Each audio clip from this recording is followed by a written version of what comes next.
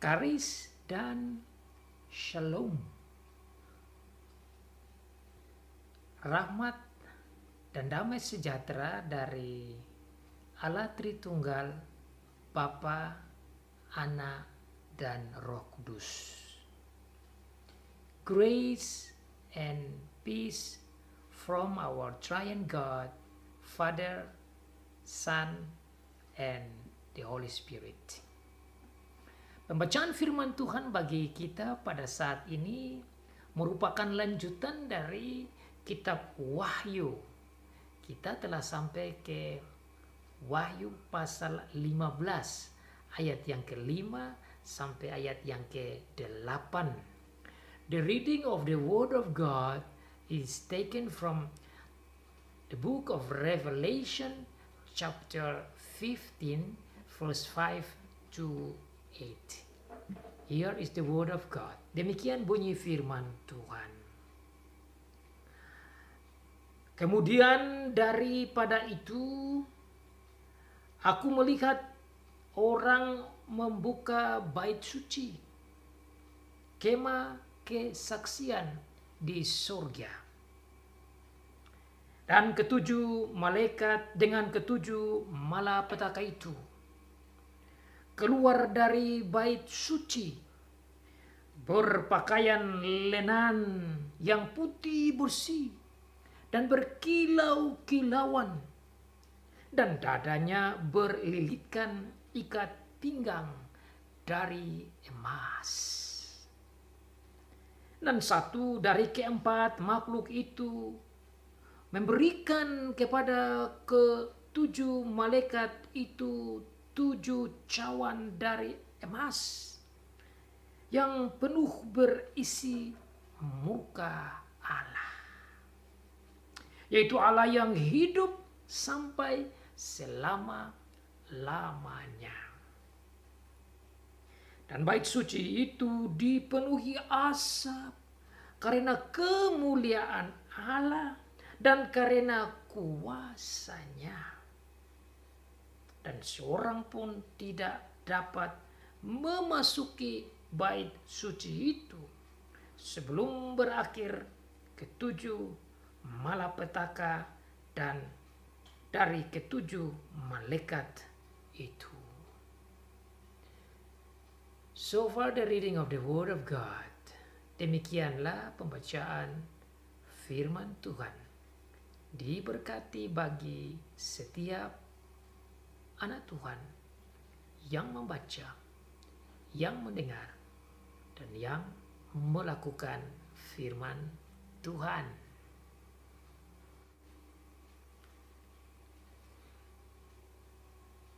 Introduksi atau penjelasan perkenalan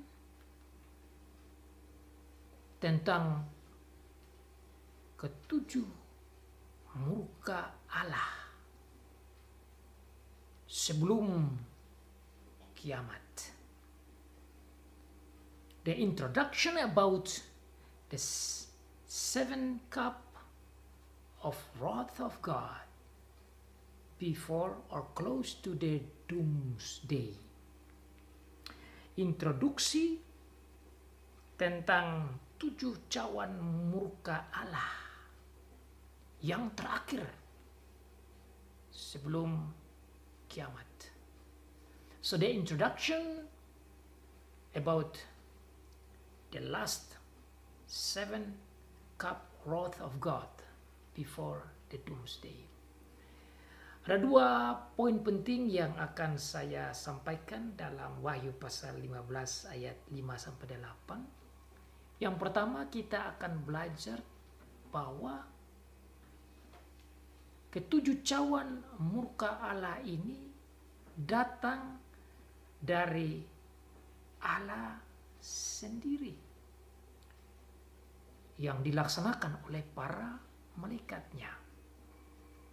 Yang kedua, kita belajar bahwa ketujuh cawan murka Allah ini adalah dari Allah yang ada di dalam baitnya yang kudus atau di taktanya yang kudus di surga. dan tidak bisa dihentikan.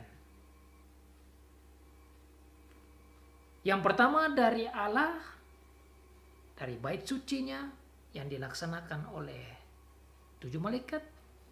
Yang kedua dari Allah dan tidak bisa dihentikan oleh siapapun atau apapun.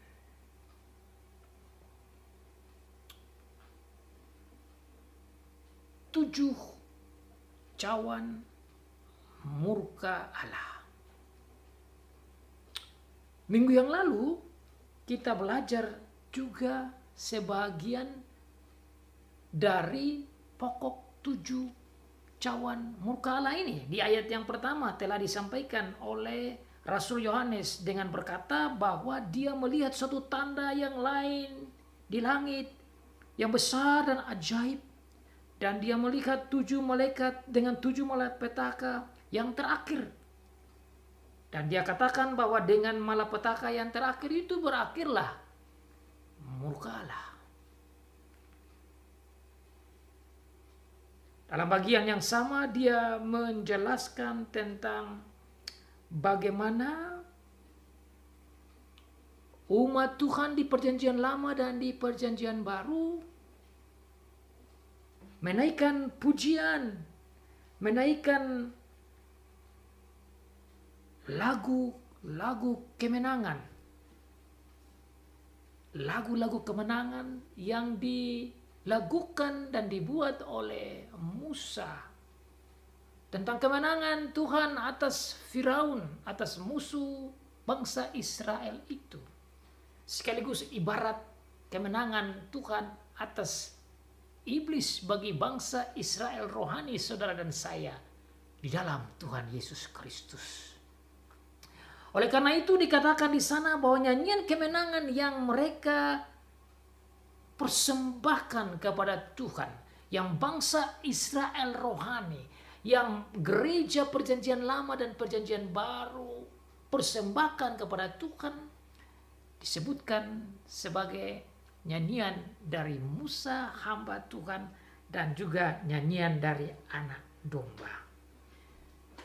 Kita belajar bersama bahwa yang dimaksud dengan nyanyian Musa adalah nyanyian kemenangan di perjanjian lama dalam Keluaran pasal 15. Di situ Tuhan menggerakkan, memimpin, mengarahkan, menuntun Musa untuk buat nyanyian kemenangan yang luar biasa yang menceritakan betapa hebatnya, betapa perkasanya dan betapa kuat kuasanya dan mulianya dan hebatnya Tuhan di dalam menyelamatkan bangsa Israel dan memberikan kemenangan kepada mereka atas musuh mereka, yaitu Firaun dan para perwiranya yang hebat.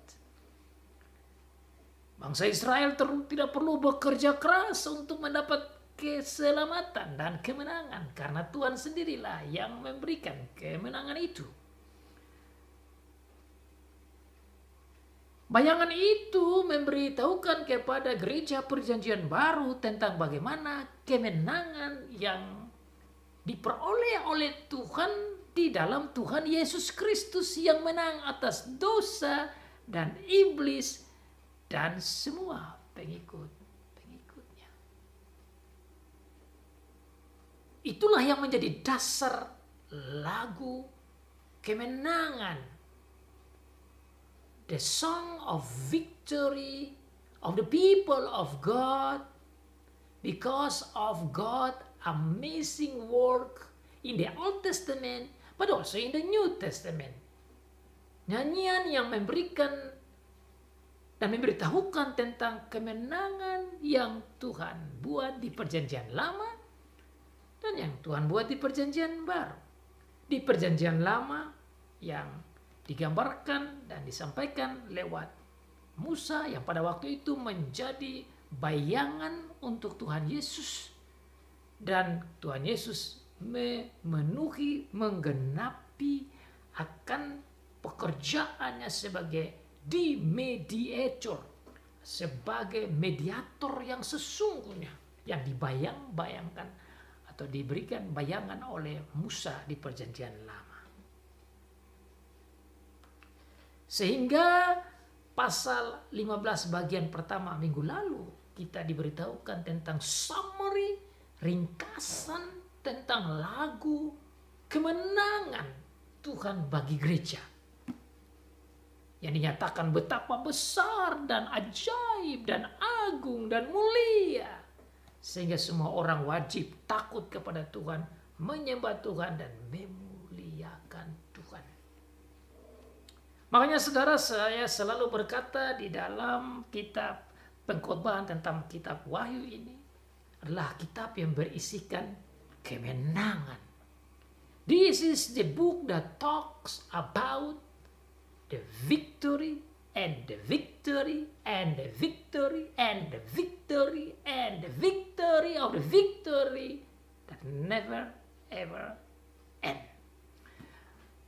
Kitab yang berbicara tentang kemenangan demi kemenangan demi kemenangan demi kemenangan demi kemenangan demi kemenangan yang tidak pernah henti-hentinya, yang diatur, dipimpin oleh Tuhan Yesus Kristus sebagai wujud cinta kasih-Nya bagi gereja.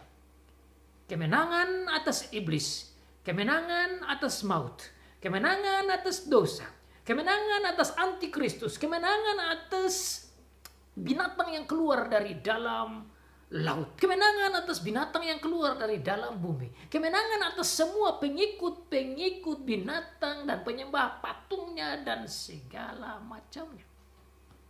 Semua orang-orang yang tidak taat pada Tuhan dan melawan gereja, para antikristus, anti gereja, anti kerajaan Allah, anti orang-orang percaya, menjadi kalah.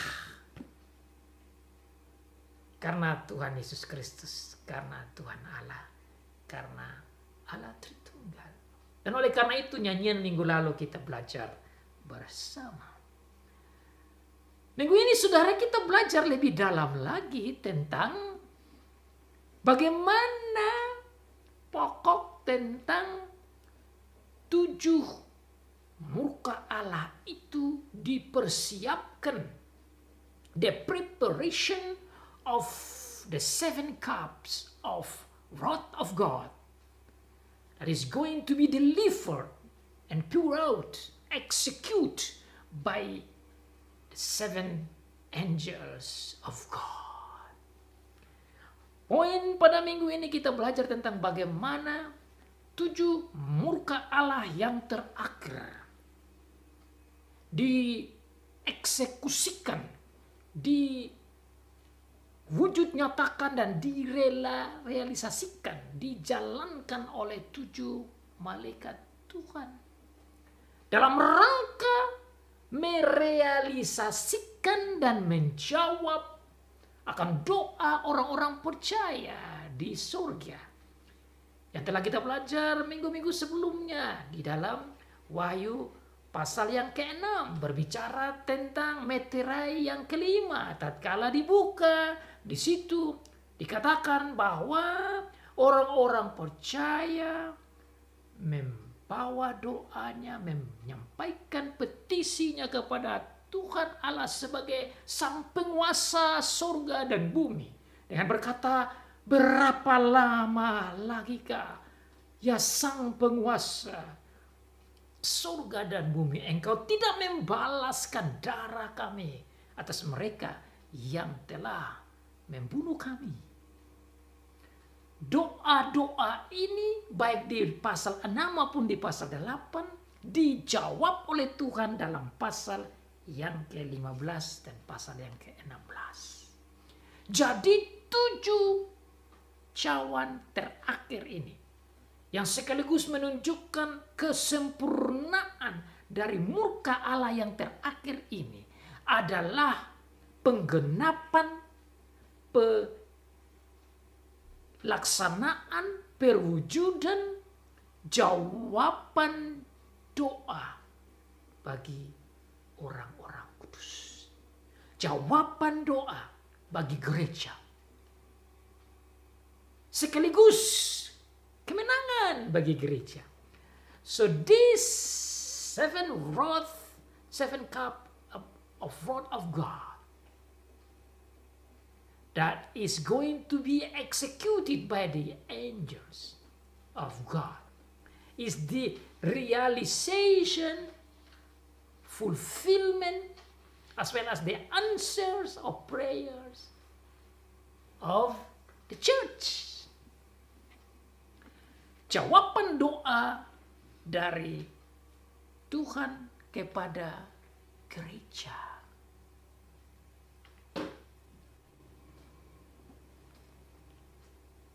Jadi meskipun ini adalah sisipan introduksi, sisipan pengenalan, penjelasan tentang 7 cawan murka Allah sebelum dieksekusikan. Namun ini sekaligus memberitahukan tentang kasih, kesetiaan, the faithfulness dari Tuhan bagi gereja. Sekaligus menunjukkan perhatian, kepedulian, pembelaan, keadilan, kebenaran dari Tuhan bagi gereja. So this part of the Word of God, Revelation 15 verse 5 to 8 here. Even though it's only an introduction to the 7 cup of wrath of God before being executed. At the same time, it proves the faithfulness of God, the truth and righteousness of God, the faithfulness and love and care of God for the church, as well as the victory action. And of course, the answer of prayers to the church. Jadi saudara, tatkala kita membaca, mendengar perikop ini, saudara dan saya harus merasa terhibur. Tujuan awal memang untuk jemaat yang ada di Asia Kecil waktu itu, yang ada di dalam persekusi, penganiayaan, bahkan pembunuhan besar-besaran oleh kaisar yang tidak percaya sebagai alat dari dari binatang, dari iblis. Tetapi di dalam menghadapi bayang-bayang maut, di dalam menghadapi penganiayaan yang mengerikan oleh kebuasan dan kebengisan dari para kaisar dan semua pemimpin-pemimpin politis pada waktu itu, jemaat merasa terhibur. Kenapa? Karena di sini Tuhan Yesus memberikan mereka jalan keluar tentang keadilan Allah, kebenaran Allah, pembelaan Allah, kesetiaan Allah, kasih Allah bagi gereja, kebersamaan Allah bagi gereja, sekaligus jawaban doa bagi gereja. Bersama dengan ini saudara, kita juga belajar tentang bagaimana pengetahuan dan pengalaman yang kita bisa lihat di sini, bahwa tatkala doa yang disampaikan kepada Tuhan tidak selamanya harus dijawab langsung pada waktu itu juga. Kenapa? Karena doa-doa sudah disampaikan oleh para martir di pasal 6, pasal 15 baru ada realisasinya. Maka jemaat diminta bersabar. Dalam pasal yang ke-6 kita telah dengar firman Tuhan. Jawaban dari Bapa di surga kepada para martir, orang percaya di surga, bahwa mereka harus beristirahat sedikit lama sambil menanti jumlah orang-orang yang akan dibunuh itu menjadi lengkap. Dengan demikian saudara, orang yang dibunuh, orang yang menjadi martir atau syahid, yang mati karena firman dan mati karena iman, mati karena kesaksian, pewartaan firman, mati karena mengikuti Tuhan Yesus, itu bukanlah suatu kekalahan, itu bukanlah satu kerugian, karena itu menggenapi rencana Allah sendiri. Dan pasal 15, tatkala semua sudah genap, Tuhan menjalankan program penghukuman, pengadilan, penghakimannya bagi mereka yang melawan Tuhan. Pasal 15 ini sekaligus menunjukkan bahwa dengan persiapan kedatangan ketujuh malaikat dengan 7 cawan murka Allah ini, menunjukkan bahwa jumlah orang yang percaya yang dibunuh sudah genap.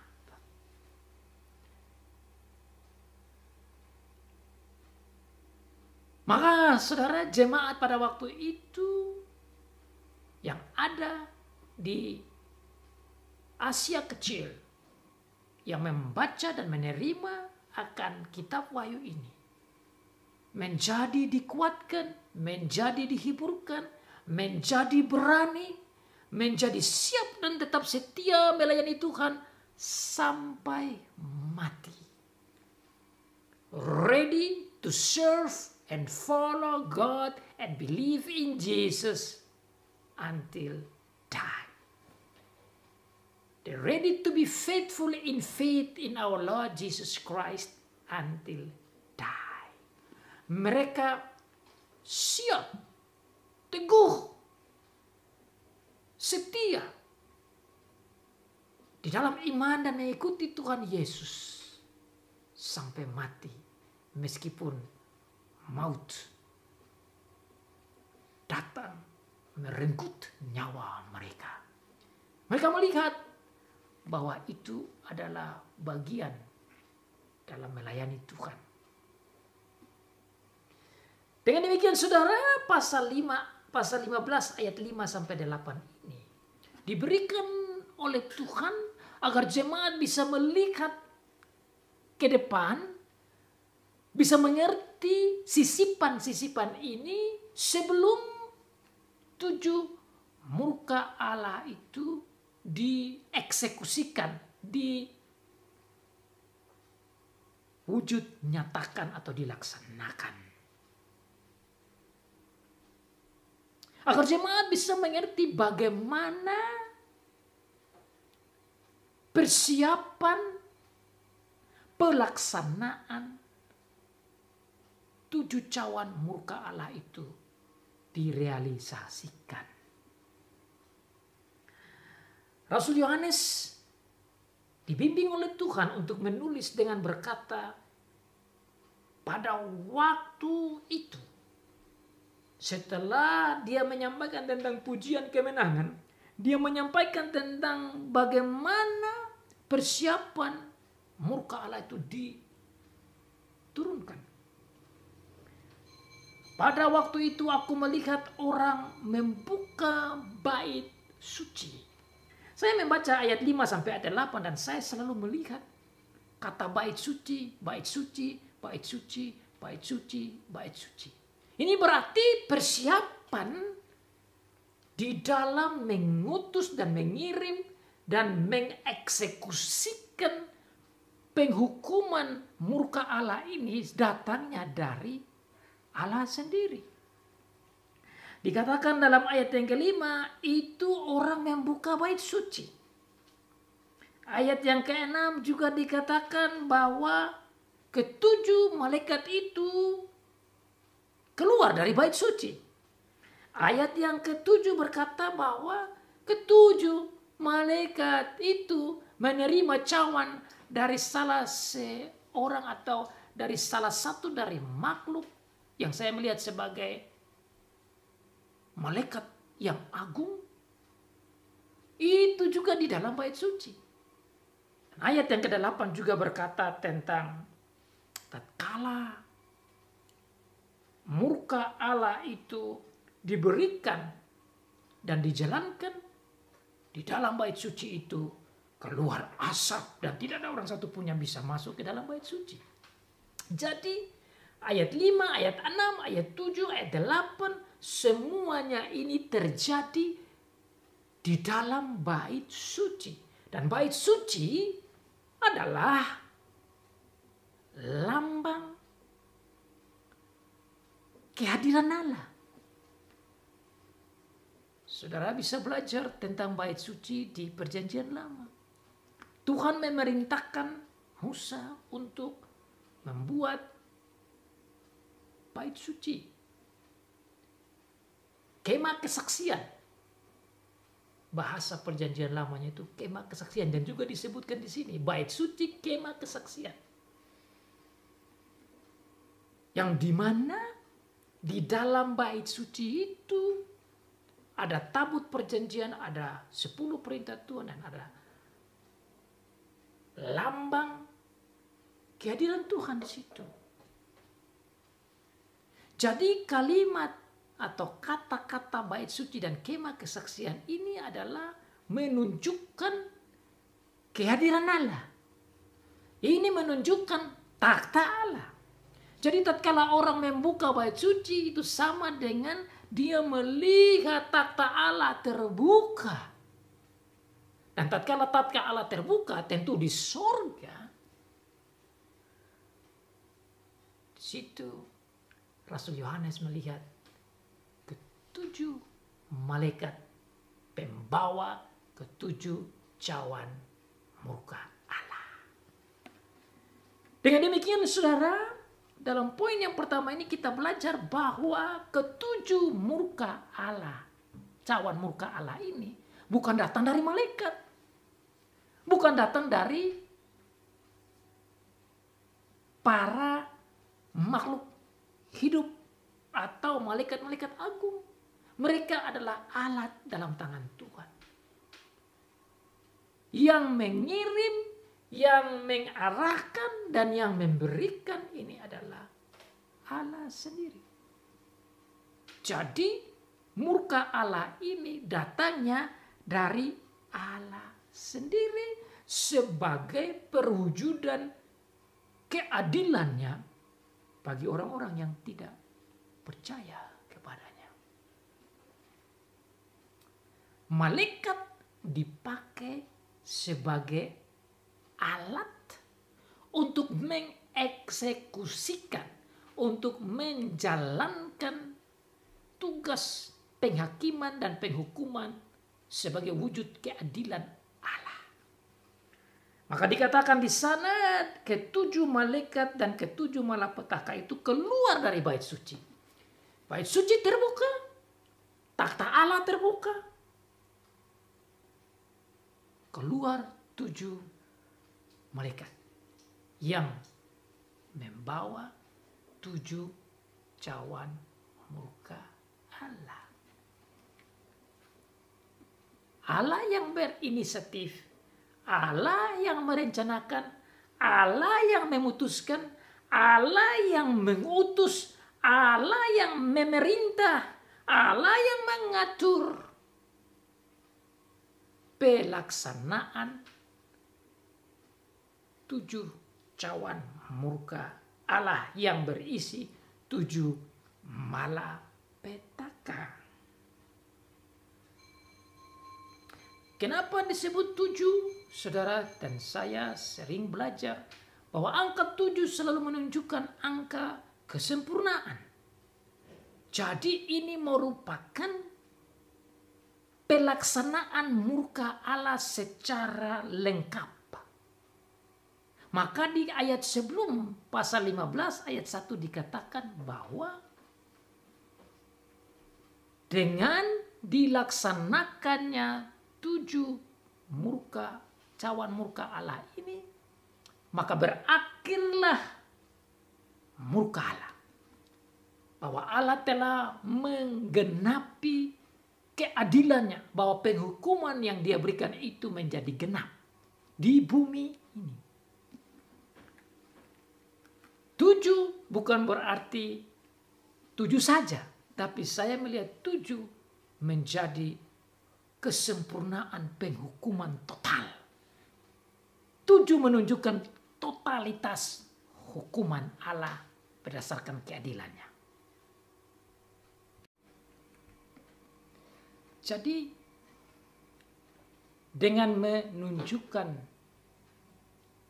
7 cawan murka Allah yang dibawa oleh 7 malaikat Tuhan. Menggambarkan tentang kesempurnaan murka Allah, totalitas kepenuhan murka Allah atas orang-orang yang tidak percaya, yang menyembah iblis, yang menyembah patung binatang itu, yang mengikuti para nabi-nabi palsu dan anti Kristus. Pendek kata, para pengikut iblis dan para pemberontak melawan Allah. Mereka lah yang menerima murka Allah secara total di bumi. Ini adalah murka Allah, total murka Allah di bumi yang nanti akan dilanjutkan lagi di neraka. Ini yang Tuhan katakan sebagai kematian pertama yang mereka alami. Tapi di dalam kematian pertama ini mereka alami katastrofi, bencana demi bencana yang berupa penyiksaan, kesusahan, penderitaan yang berat. Yang akan kita pelajari dalam pasal 16 minggu depan. Tetapi tatkala dikatakan 7 menunjukkan kesempurnaan murka Allah yang dieksekusikan oleh 7 malaikat Tuhan. 7 malaikat ini keluar dari bait Allah. Bait Allah yang adalah tempat berdiamnya Allah, tempat takhta Allah. Tentu Allah ada di mana-mana, tetapi taktanya itu ada di surga. Dari situlah keluarnya 7 malaikat ini dengan 7 malapetaka yang Tuhan sudah siapkan. Dengan disiapkannya dan diutusnya 7 malaikat dengan 7 malapetaka ini menunjukkan bahwa orang-orang yang mati karena firman itu telah genap dan sekarang merupakan jawaban doa dari Tuhan Allah di dalam menunjukkan keadilannya kepada orang-orang yang melaksanakan ketidakadilan, kejahatan, pembunuhan, penganiayaan terhadap umat Tuhan, orang-orang yang percaya. Ketujuh malaikat ini yang keluar dari bait suci berpakaian lenan yang putih bersih dan berkilau-kilauan. Mereka menggunakan pakaian yang putih bersih ini dan dadanya juga berlilitkan ikat pinggang dari emas. Saat saya membaca ayat ini tentang pakaian dari para malaikat ini, mengingat saya tentang pakaian para imam di Perjanjian Lama.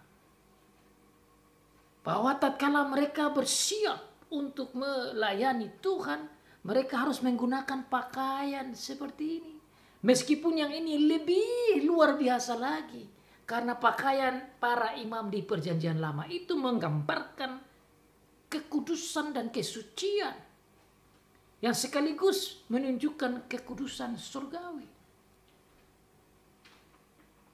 Pakaian yang berwarna putih, pakaian lenan yang berwarna putih menunjukkan kesucian, menunjukkan kebenaran, menunjukkan keadilan.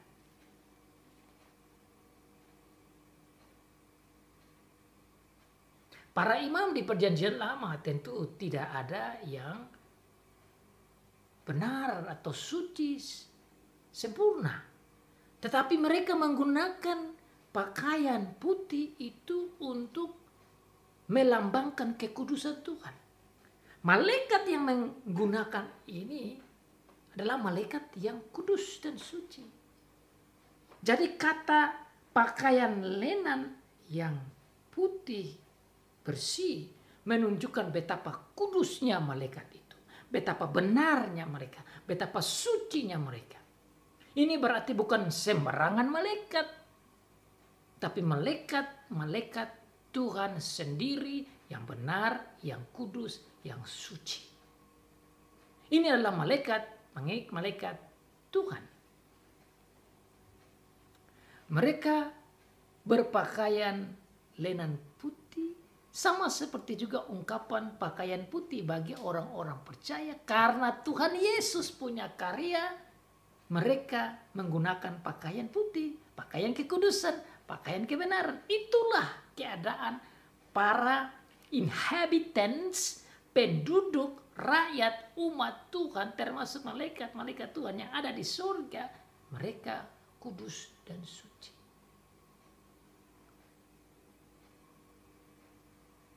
Ini menunjukkan bahwa tindakan eksekusi, pelaksanaan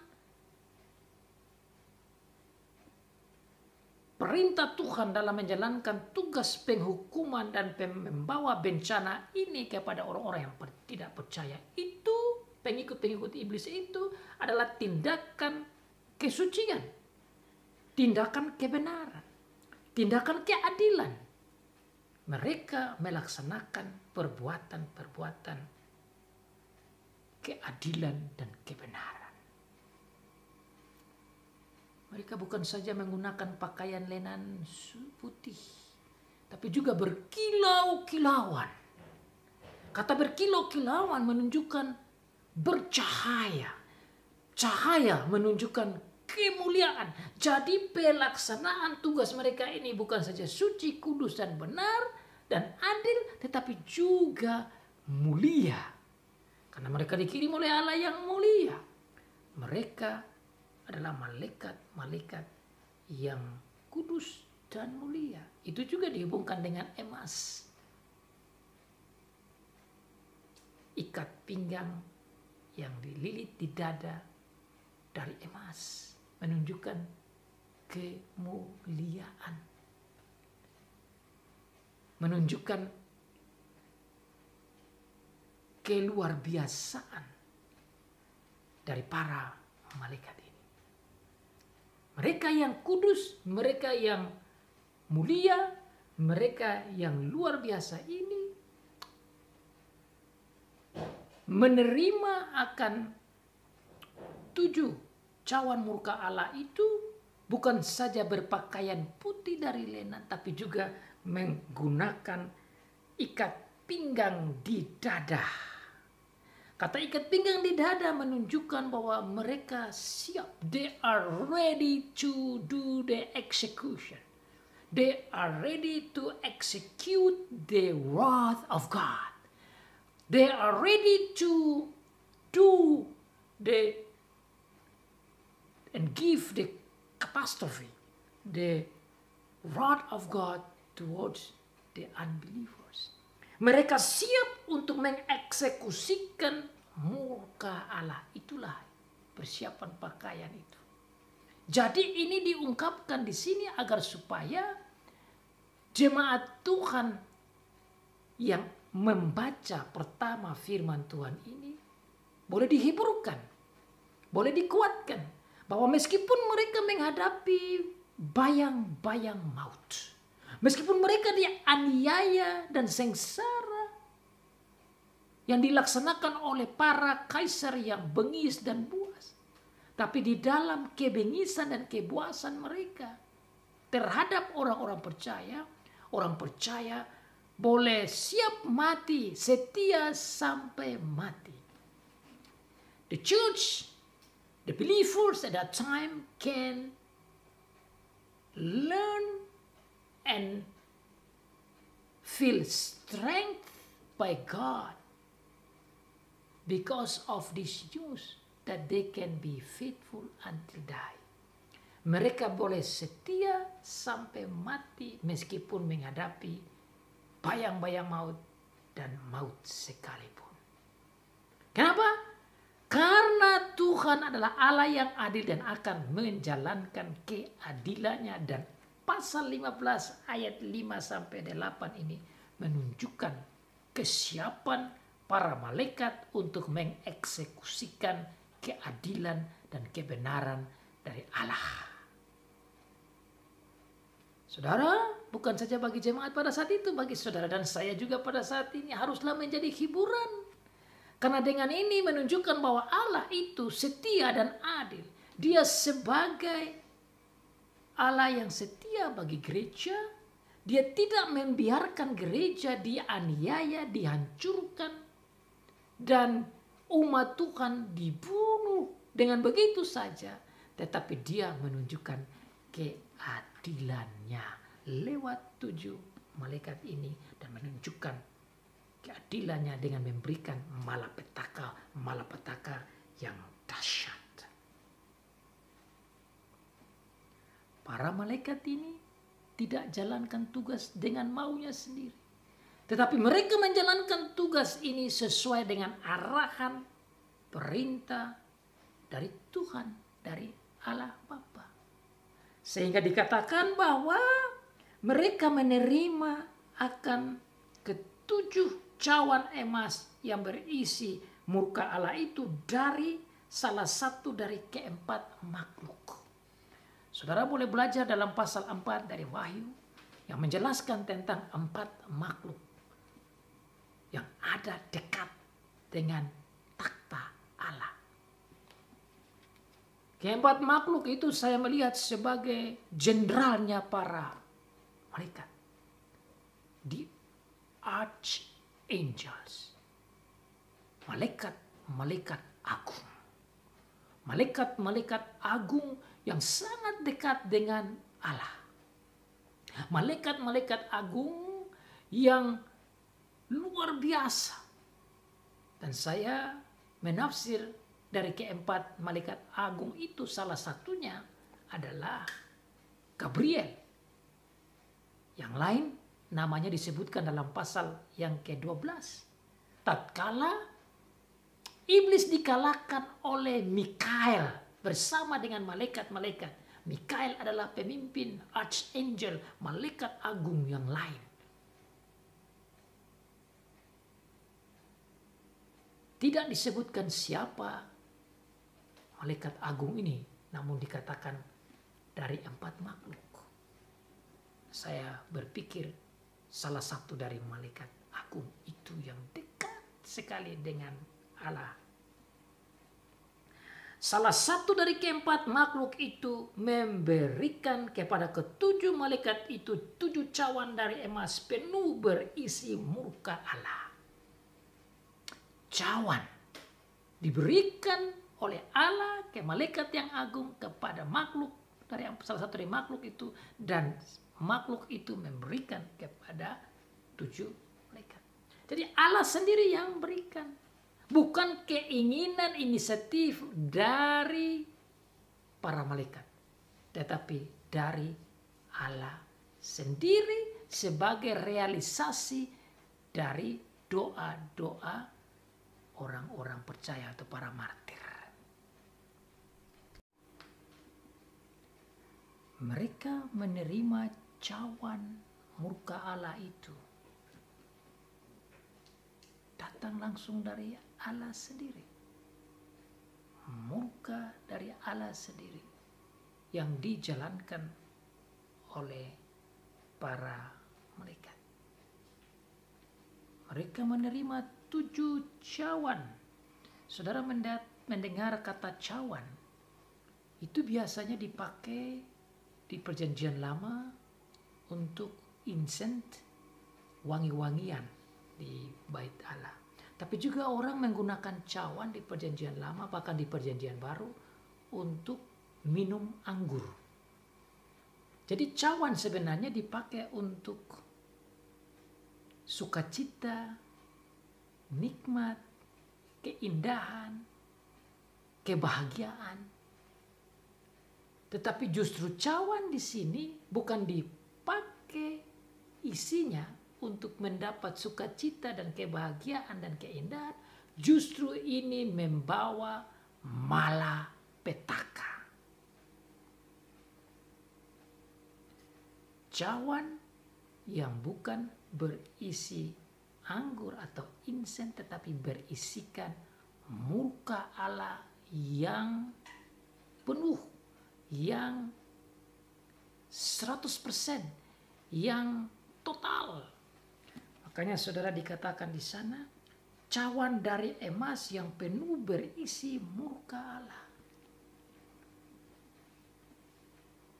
Saudara, tatkala saya membaca kata cawan ini, saya ingat juga apa yang dijelaskan dalam Matius pasal 26 ayat 36 sampai ayat 46. Tatkala Tuhan Yesus ada di Taman Getsemani, dia mau berdoa dan meminta kepada Tuhan agar supaya cawan ini lalu daripadanya.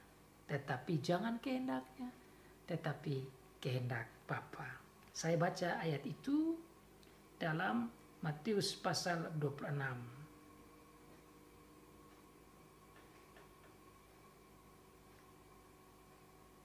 Di sana saudara bisa lihat Tuhan Yesus berdoa lalu berkata, "Ya Bapakku," ayat 39, "jikalau sekiranya mungkin biarlah cawan ini lalu daripadaku, tapi janganlah seperti yang kukehendaki, melainkan seperti yang kau kehendaki." Dia mengatakan ini beberapa kali. Cawan adalah sebuah ungkapan yang juga dipakai oleh Tuhan Yesus sebagai murka Allah yang Allah berikan kepada Tuhan Yesus karena dosa-dosa kita. Seandainya tidak ada Tuhan Yesus, saudara dan saya punya nasib yang sama. Saudara dan saya juga akan alami seperti yang orang-orang tidak percaya.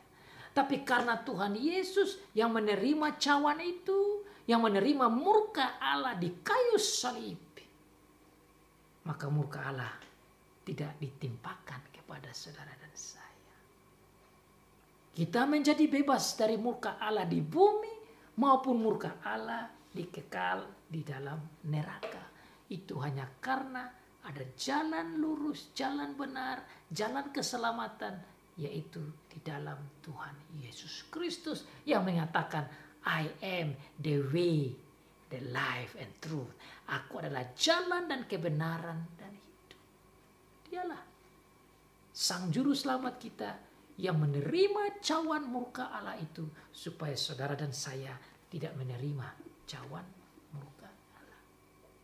Tetapi bagi dia yang tidak menerima akan iman di dalam Tuhan, yang percaya kepada Tuhan dan yang mengikuti Tuhan dan yang mentaati Tuhan, tetapi yang menyembah iblis, menyembah binatang dan lain sebagainya, itu dikatakan mereka menerima cawan murka Allah yang penuh ini yang ditumpahkan oleh malaikat-malaikat ke mereka yang tidak percaya.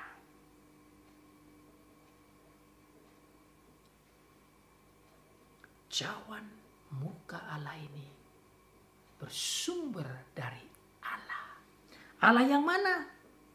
Dikatakan Allah yang hidup sampai selama-lamanya. Mengapa disampaikan di sini Allah yang hidup sampai selama-lamanya? Bahasa Inggris dikatakan God who lives forever and ever. Why?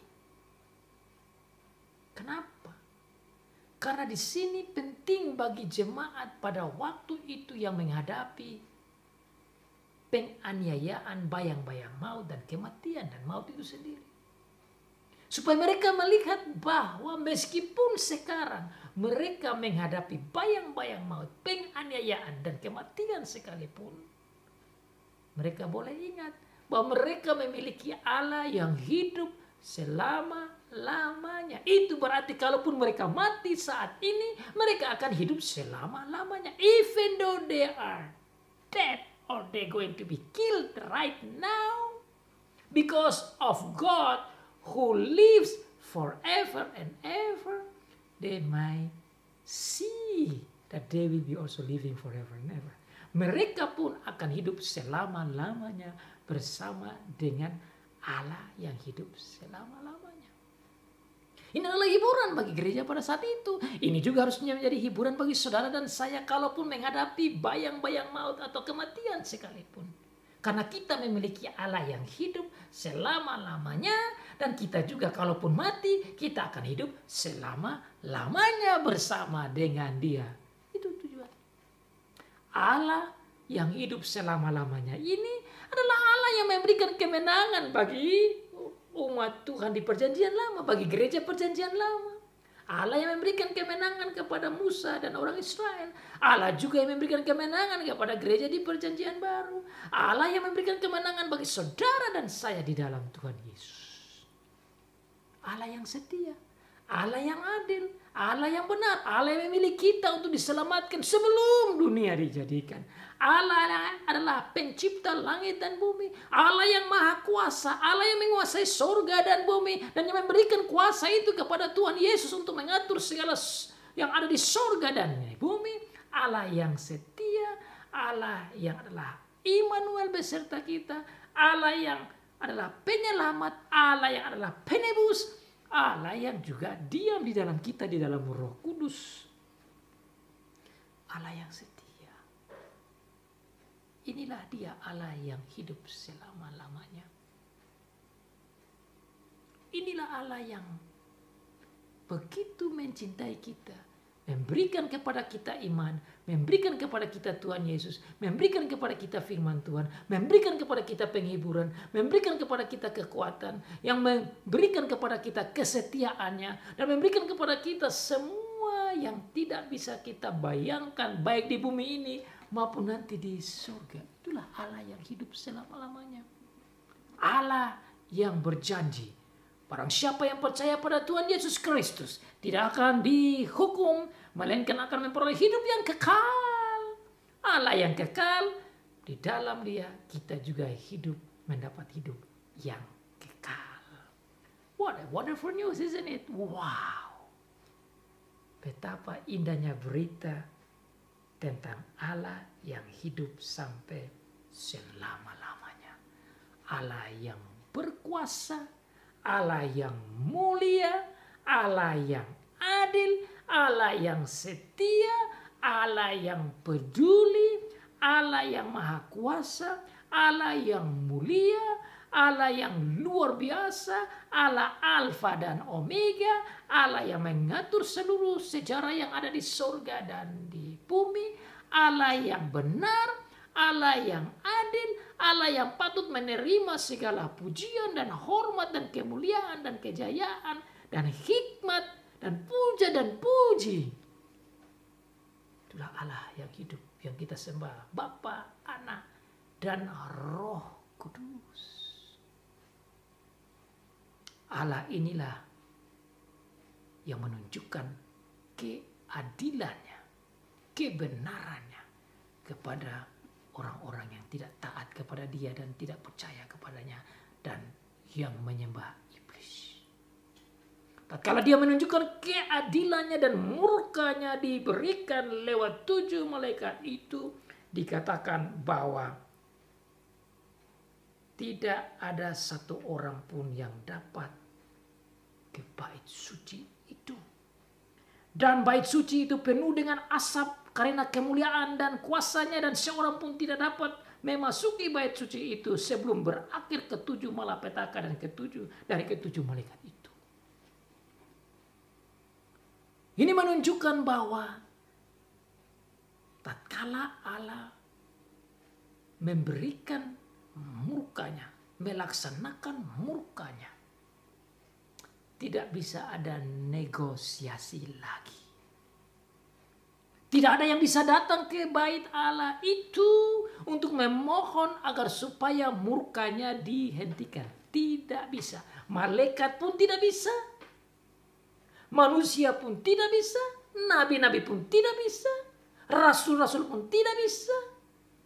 Orang-orang percaya pun tidak bisa. Tidak ada satu orang pun yang bisa masuk di dalam takhta Allah itu untuk meminta memberhentikan murkanya. Kecuali murkanya selesai. Sebelum berakhir ketujuh malapetaka dari ketujuh malaikat itu. Ini sekaligus menunjukkan saudara bahwa penghakiman dan penghukuman ini tatkala dilaksanakan, tidak ada lagi kesempatan bagi mereka yang tidak percaya itu untuk bertobat. Ini berbeda dengan penghukuman sebelumnya, di mana mereka harusnya bertobat tatkala Tuhan menunjukkan akan bencana-bencana di pasal-pasal awal. Tapi di pasal ini tatkala malapetaka terakhir diberikan, tidak ada lagi waktu untuk bertobat. Dan kalau saudara baca dalam pasal yang ke-16 nanti saudara bisa lihat bahwa justru mereka menghujat Allah lagi. Hati mereka seperti dikeraskan, dan semakin datangnya malapetaka, semakin mereka menghujat Allah. Dan memang tidak ada jalan keluar. Dan juga tidak ada jalan keluar untuk memberhentikan murka Allah. Inilah saat-saat akhir. Tatkala dunia akan menjadi kiamat dan orang-orang yang tidak percaya menerima malapetaka ini. Betapa tingginya murka Allah karena telah penuh orang-orang yang jahat itu membuat kejahatan dan Tuhan mengambil keputusan untuk melaksanakan murkanya. Di dalam keadilannya itu dia jalankan di dalam kemuliaan dan dalam kuasanya. Kemuliaan Tuhan diwujudkan di dalam penghukuman dan penghakimannya. Kuasanya kelihatan di dalam penghukuman dan penghakiman dalam malapetaka ini. Dan saudara, kalau saudara baca dalam pasal 16, malapetaka itu datang atas ciptaannya sendiri itu untuk menghukum manusia.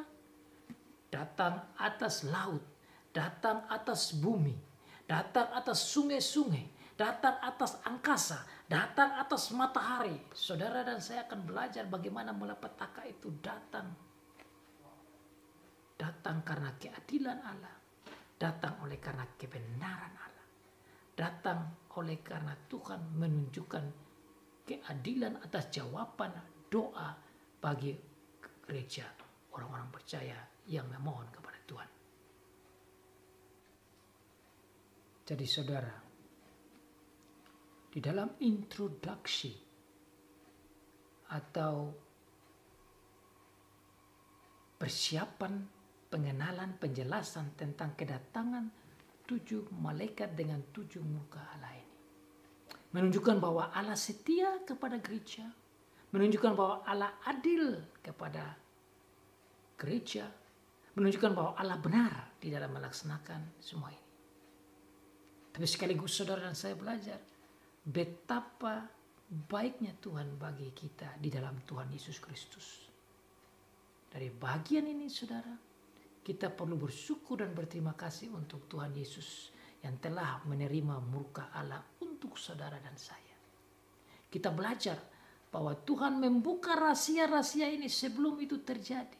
Kita belajar bahwa Tuhan begitu setia. Kita belajar bahwa Tuhan menjawab doa. Kita belajar bahwa Tuhan selalu ada dengan gereja. Kita belajar bahwa orang yang percaya ada di dalam tangan Tuhan. Kita belajar bahwa Tuhan kita begitu baik, begitu mulia, begitu maha kuasa, begitu adil, begitu benar, begitu luar biasa.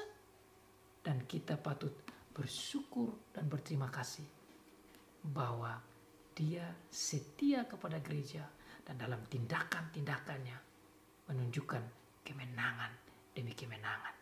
Demi kemenangan dan kemenangan dan kemenangan dan kemenangan. Kita akan terus belajar tentang kemenangan-kemenangan yang Tuhan buat. Sehingga kita tidak takut menghadapi antikristus, menghadapi iblis, menghadapi binatang yang keluar dari dalam laut, binatang yang keluar dari dalam bumi. 666 dan segala macam kebengisan dan kebuasan daripada alat-alat iblis dan pengikut-pengikut iblis. Karena kita adalah lebih dari pemenang-pemenang, karena kita bersama dengan Allah. Karena Allah bersama dengan kita. Karena dia menjaga, melindungi, memelihara gereja. Biarlah kita tetap setia. Setia sampai mati. Karena kita punya Allah yang hidup.